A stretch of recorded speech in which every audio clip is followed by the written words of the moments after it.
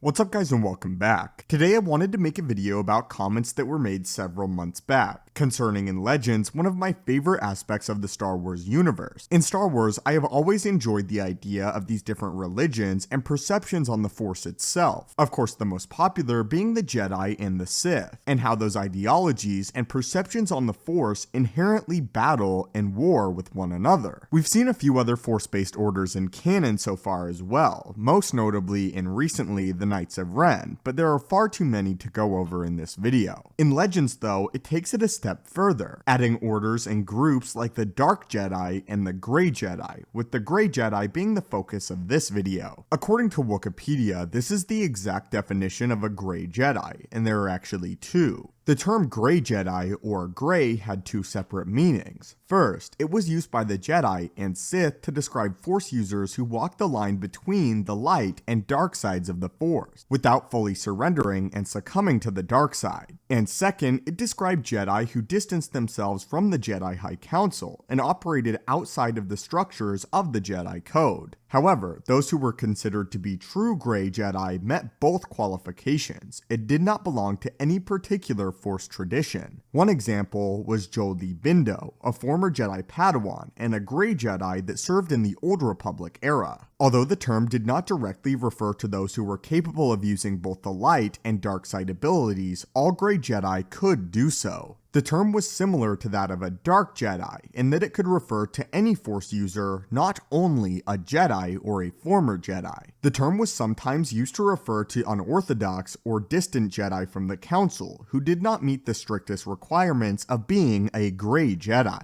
For example, the Jedi Qui-Gon Jinn was thought of some members of the Jedi Order as a Grey Jedi for his disagreements with the High Council. A group of renegade Jedi called the Grey Paladins used the term this way to describe themselves. They advocated minimal reliance on the Force and the use of blasters, but otherwise held the Jedi Code. Again, my friends, this is strictly the Legends explanation for what a Grey Jedi is. So now let's get into the pure topic of this video, Lucasfilm responding to the Grey Jedi. Yesterday on Twitter, I commented that Lucasfilm had actually said that Grey Jedi do not exist within the Star Wars mythos, in canon that is, and that basically seeing its use in canon is for fans, and that it's not a legitimate term used in canon. It is a similar case for the term Dark Jedi. However, Dark Jedi has actually appeared in canon before, although it is my belief that this is actually a minor mistake and slipped through the cracks, as the term only recently appeared in the Master and Apprentice book that followed Obi-Wan and Qui-Gon Jinn, and there is no reference or mention of a Dark Jedi before this mention. It seems to me that the official term in Star Wars canon for a Legends Dark Jedi would in fact be a dark side warrior, which is the term used both to describe Asajj Ventress as well as Kylo Ren. Again though, there is no mention of a Grey Jedi in Star Wars canon. When asked specifically about characters like Qui-Gon Jinn and Ahsoka, this is what the story group executives had to say about the term Grey Jedi.